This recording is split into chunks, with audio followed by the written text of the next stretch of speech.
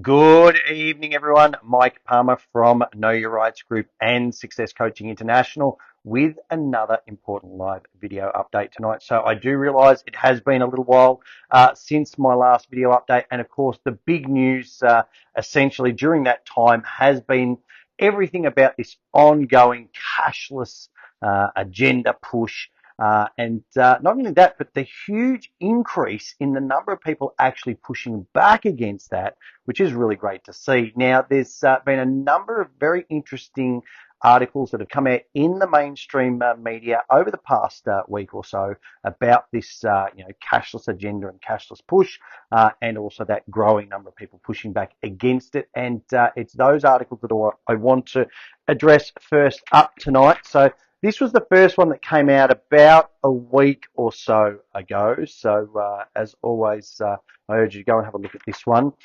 It's entitled Major Generational-Wide Concerns and Rise in ATM Withdrawals Show Push Against Cashless Society. Most Australians are concerned about a cashless society, worried about exploitation and the exclusion of certain communities, and are gripped by a cash nostalgia, new research shows. But while bank branches and ATMs are disappearing across the nation, cash withdrawals are on the rise. So great to hear this. Suggesting the pro-cash movement is holding its ground against increasing pressures to go digital. 2 in 5 people, 41%, are extremely concerned about the disappearance of cash, according to the new data from payment technology company Wave. A lack of trust in banking institutions and financial services, a fear of exacerbating economic inequality, and fear of rising fees are all major issues for the 1,080 Australians surveyed by the company last month. The equivalent of 5.7 million Australians, or 29% of respondents, don't trust payment methods that are not exclusively between the customer and the merchant, Wave said. 2/5 or 42% of Australians admit they don't trust financial services to operate ethically in a cashless society. Isn't that interesting? More than half of Australians believe bank fees and card fees would also continue to rise in a cashless society. And a fear that going cashless will exacerbate economic inequality was shared by 63% of respondents. There has been a massive decline in ATMs in Australia over the past 7 years, from 13,814 in 2017 down to just 5,693 in 2023. That is a huge, huge drop in ATMs. But Reserve Bank of Australia data shows that withdrawals are on the rise. There were 30.2 million ATM withdrawals in January 2024, the highest number in a year, worth more than $9 billion, the highest collective sum since July 2020, which of course was right in the midst of you know what. I can't say it on these videos, of course, to the good old fact checkers, but you get the picture. So things are finally starting to turn back around after that big experiment. So good to see that people are finally starting to wake up. So it's great news. More and more people are pushing back, especially like they did last Tuesday, which was, of course, being promoted as Cash Out Tuesday. So again, there are a number of media articles. This one was quite good. Obviously, it was a lot longer than this, but I just want to get the key points across to everyone. Now, interesting is just the whole heading: cash activists pull out more than $500,000. Why are they cash activists? Why aren't they just normal Australians with a brain? Why do they have to be called cash activists? Why can't they just be called normal people? Because, of course, the media loves to twist and spin things. But anyway, cash activists pull more than $500,000 from Australian banks and ATMs for Cash Out Day. Wads of cash were withdrawn from Australian banks and ATMs by activists. Activists. Not just normal people going around their lives and taking money out of an ATM. No, activists. On Tuesday for a community organised event called Cash Out Day. It's unclear exactly how much cash was pulled out of banks, but some in the pro-cash community, pro-cash community. How about just, again, normal people that like to use, I don't know, legal tender as it's prescribed by our government? No, they're pro-cash. have claimed more than $500,000 was cumulatively withdrawn in protest of increasingly digitised payment systems. If everyone did this, it would draw thousands of dollars out into the community and banks would be running around to refill ATMs, pro-cash group Cash Welcome said in a post about the initiative. All the banks I went past today had queues out the door, one Sydney internet user said in a post. Pictures of banknotes bound by rubber bands, splayed on laps and being spouted from the ATM were proudly plastered across pro-cash Facebook groups on Tuesday. I'm sure the banks and the supermarkets got a very clear message about what ordinary people think about the prospect of going cashless. So they do finally admit to the fact that it's just ordinary people, not activists at all. So they finally get the article right. But anyway, it's great to see that so many people, partook in that activity. And of course, I've been suggesting to people for years, take cash out every single day if you can, or at the very least a couple of times a week. Okay. Now, there's actually been a push on some of these pro-cash community pages to make this a monthly thing, and I would certainly encourage everyone to do that at the very least. It's not only here in Australia that people are actually pushing back against the cashless agenda. They're actually doing it in Norway as well. Now, this is a very interesting article, and again, you can see the title of the article here, and it says, huge, Norway goes against cashless agenda. The government wants to strengthen people's rights to pay with physical cash. The government in Norway wants to strengthen people's rights to pay with physical cash, not the complete opposite that they're doing here. Just recently, I reported on how Sweden is going against the cashless agenda, looking at ways to support citizens' right to pay with physical cash. Now, the neighbouring country of Norway is looking to do the same. The Norwegian government is proposing a new law that will force shops to accept real cash as payment. In other words, they will not be allowed to be cashless. The Ministry of Justice and Public Security want to change the law of the land to make sure that real cash can always be used as a form of payment.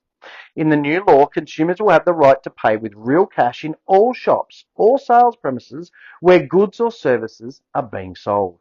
The only exceptions being vending machines, unmanned shops, and sales of more than 20,000 Norway krona, which is about $2,000. There we have it. First, Sweden went against the cashless agenda, and now Norway is doing the same. This is great news. Like I've said before, in a cashless society, it becomes incredibly easy for a government to control what you can and cannot buy. In order to secure democracy and freedom, it is essential that we keep cash. So Norway's onto it as well. So people are definitely waking up. And of course, this push for governments to legislate this is what Jason Bryce's petition is all about. And that, of course, for those of you who are not watching this on Facebook, if you're watching this on YouTube or on BitChute, you need to look up the petition to legislate a formal cash and banking guarantee in this country. And let's force these shops to accept cash. And of course, let's make sure everyone adds their signature to that. If you're watching on Facebook, there should be a link going up in the comments. Now, of course, on that point, if you haven't already done so, please do be sure to join our Call Out Cashless Businesses Facebook group. Let's continue to name and shame those businesses that refuse to accept cash. And of course, encourage and support those that do. And don't forget as well about the sister group, the Cash is King discussion group, which is a great place to share these videos around, to share these articles around, talking about CBDCs, Cash is King, keeping cash alive, all those sorts of things. Now, as a final point on this cashless society topic, I want to just very quickly read out a post that was put on our Facebook page, which really does reiterate the importance of cash. Now, this is a post on the Call Out Cashless Businesses page. It probably technically should have been on the Cash is King page, but that's okay. So it says, just an off-the-cuff rant here. Cash is important. This is why. Somebody has to pay for the convenience of using electronic payment. The shopkeeper who thought it would bring them more business by accepting cards has only really transferred customers from cash to card, gaining nothing but a bill each month, equaling 1.6 to 2.2% of their turnover. The customer has been getting off scot-free with the businesses absorbing the charges. Until now. Circa 2024, the penny drops. Businesses now realise they are on a loser.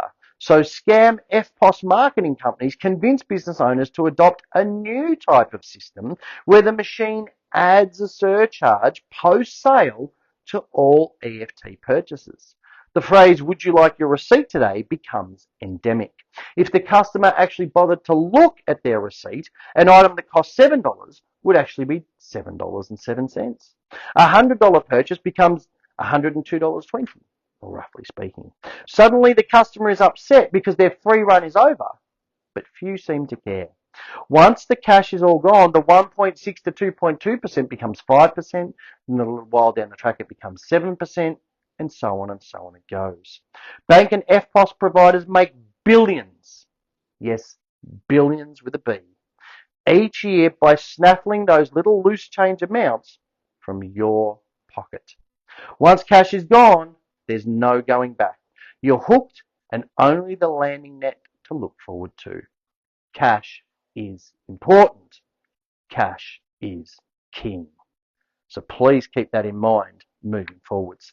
Now, speaking of cash and money, I've obviously explained many times before on these videos, in our radio shows, about why the current system of fines, infringement notices, expiation notices, depending what state you're in, is really just all about revenue raising. It has little to nothing to do with actual road safety. And of course, I've been explaining why people should be challenging every single unjust and unlawful fine that they receive. Well, the next article that I'm about to read out reiterates that point again, and again reinforces why it is so important to challenge your fines rather than just blindly paying them. Because these cameras that they're using get things wrong far more often than most people actually believe, and B, by challenging your fines, you can ensure that justice is done and you keep your hard-earned money and your license, just as this driver that I'm about to go through did, rather than just handing it over.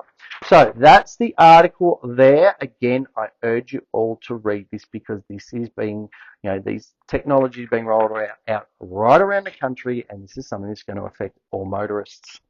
So this article is entitled "Aussie Driver Busted by Traffic Camera Wins Fight Over $1,161 Fine." Artificial intelligence. There's an interesting term, isn't there? If only there was some normal intelligence, average intelligence, anyway. And humans detected an infringement, but there was more to the story. A Queensland motorist has shared the hefty fine he was ordered to pay after being caught with a mobile phone on his lap while driving, despite images of the event showing otherwise. Anthony didn't pay the fine, and after our investigation, it has been withdrawn. On March the 1st, he was driving his Nissan Patrol on Mains Road in Brisbane's south side with his mobile phone mounted on the windscreen using a suction cup system. It's something the factory worker has done for years, and it's compliant with Queensland laws about mobile phone use in the state body. However, he soon received a letter in the mail informing him he had broken the law, complete with a $1,161 fine and 4 demerit point penalty to be paid before March 29. While the infringement notice alleged Anthony had the phone placed on his lap, the 2 images on the fine showed the iPhone affixed to the windscreen on a quad lock mount. Mobile phone detection cameras in Queensland use artificial intelligence. Maybe they should use some normal intelligence, just saying. And analyse images for a potential offence, which are then assessed by an authorised Queensland Revenue Office member to determine if a law has been broken in these videos. Many Queenslanders mightn't be aware that there is a way to have their fine reviewed short of going to court. If they watch these videos, they'd certainly be aware of that. Whilst there's no online portal like New South Wales, Queenslanders slugged with a fine can email the state's Revenue Office. It's an interesting name, isn't it? Revenue Office. A little bit of a hint there. To have the offence re-evaluated. Though, if they're unsuccessful, they could still be forced to go to court to have it overturned. I've now got to possibly waste more taxpayer dollars, go on the stand, take time out of work, inconvenience those who have to cover my shifts, plus the time out of everyone's day going to court, the whole thing for nothing, he told Car Expert. Either that or I lose 4 points. The money's one thing, but 4 points is significant. That's a third of your license. Fortunately, Anthony is no longer on the hook for this penalty. Following our investigation, the Queensland Revenue Office contacted him to advise the fine has been rescinded. Okay? Keep standing your ground, people. Keep fighting and challenging your fines. Okay? Now, I would, of course, recommend that you use that tried, tested, and proven 3-step process from Chapter 3 of that Aussie Speeding Fines book. Again, you'll find a link in the description. Again, if you're watching this on Facebook, you'll find a link in the comments section as well. Again, please keep in mind it is a 3-step process. Okay, it's not a 2.5-step process or a 1-step process. So please make sure that you complete all the steps, not just half of them. We've had a bunch of people email us over the last couple of months going, oh, the Aussie speeding fine system doesn't work. And then you ask them, well, did you actually complete the whole system and did you follow all this? Oh, well, no, because I thought. Okay, don't think, just follow the steps. It's very, very straightforward. And to prove that it absolutely does work, if you work the system, we have yet another testimonial from one of our members. So this is from Mick, who says, hi team, after the phone call with Mike, I followed his recommendation. I attended court on the 25th of March for my plea hearing, and I asked the judge for a sentence indication and asked for extenuating circumstances because it was my first time in court, I had an impeccable driving record, etc. The judge said, okay, gave me no conviction, no fine if I plead guilty, so I did. Hume Council had to pay the court costs of $180. Happy days, thanks for your help, and keep up the good work. Kind regards, Michael. So again, yes, you need to be prepared to go to court. Sometimes that's what happens. Nobody likes going to court. It's not anyone's preference, of course, but keep standing your ground because that's where most of these fines are actually withdrawn. All right, so as we always do at the end of these videos, I am going to finish off with some more great memes to keep people thinking. Yes, I'm sure hopefully everybody who's watching this does understand this because sadly there's a lot of others out there that don't, but it's very straightforward. Once you understand that the solution wasn't created to solve the problem, but the problem was intentionally created for the solution to be rolled out, then you will comprehend the magnitude of evil in the people who are actually behind everything. Again, it's not rocket science, but it does require a somewhat open mind. Yes, given that I post these memes every week or so, I do like this one. And as the little girl says there, Mum, why do we post memes? Because it upsets the New World Order psychopaths, sweetheart. And I can't think of anything more enjoyable. And again, hopefully a lot of you watching this can really relate to this. It is very simple, very short, but very true. Okay? If you don't fit in, you're probably doing the right thing. And this, of course, is part of this divide and conquer strategy that I've spoken about many times before, that they try and split everybody up, make everybody feel isolated, like they're the only ones standing their ground, they're the only ones who think these things, they're the only ones that have these beliefs. You know, you're an outsider, you don't fit in if you don't do this stuff, and it's all by design. So if you don't fit in, you're probably doing the right thing. Yes, and I'm sure many of you watching this have at one time or another been called crazy, so take that as a compliment. As it says, you are not crazy, you are awake in an insane world. For that exact reason, most people will call you crazy, okay? But relish in the fact that you are awake, okay, and they are still asleep, and of course we play our role day by day to try and wake them up as best as we can. So I'm going to leave things there for tonight. As always, I do urge you to make use of all of the various resources that we do have available, okay, to please get informed, get fired up, and get proactive. We need that this year more than ever before. As always, all of these videos completely free to watch. You'll find them on the videos tab on our Facebook page, on our BitChute channel, and of course the majority of them are on our YouTube channel as well. Again, there's lots of completely free information on our website, on the other websites that we recommend. Again, you will find links in the description to this video. Our radio shows, again, every Tuesday night between 8 and 10 p.m. Don't forget daylight savings has of course finished now in Victoria, so adjust your listening time accordingly. But we will be back again on Tuesday night with another big radio show. Just go to the radio show page, click on the big black listen live button, tune in for that. If you have missed any of our radio shows, you want to listen to the podcast, access all the articles, all the notes for each show, the transcripts for each show. Remember, it's less than $5 a week to join up as a podcast member. Of course, if you want to go above and beyond that, we do recommend our book, The Essential Step-by-Step Manual for Understanding and Exercising Your Rights. A whole range of very important topics covered there. And of course, that Aussie Speeding Fines book that I mentioned before for successfully challenging all manner of unjust and unlawful fines. And again, we do know a lot of people are struggling financially, so please stop throwing good money after bad at these unsecured loans, your credit cards, your personal loans. They can be very easily discharged with that 4-step process. Again, you'll find links in the description, in the comment section. You can get these books individually. You can get them all together as part of the combo pack. We do, of course, include our Know Your Rights tote bag as a little bonus, no extra charge with those combo packs, and you save a bit of money as well. Don't forget it is starting to get a little bit cool in some states now, so get in early, grab your beanie. People see the logo, they come up to have a chat. It is a great way to meet like-minded people. Don't forget that land titles disc. We have just had a new batch of those made. They have been extremely popular over the last few weeks. If you want to know everything about the Torrens title system, land titles, all that stuff, grab that land titles disc. And again, if you don't have a CD or DVD drive in your computer, we do have those USB drives that'll work on a PC, Mac, anything like that. And of course, don't forget, very important, we do have our live events coming up. If you have a look on our seminar page, you'll find all of the cities that we're going to, all the dates, start and finish times, all the topics that we cover. If you can't make it to our live events for whatever reason, do grab a copy of our home study course, which is a complete recording of one of those 2.5-day events. 3 custom-made works, set right notes next to every single slide from every single presentation. You can pause, rewind, fast forward in the comfort of your own home. It's a great resource that you'll come back to again and again and again. So I'm going to leave things there for tonight. I will be back again next Thursday evening for our next video. Otherwise, we look forward to chatting to you all on Tuesday night. Until then, take care.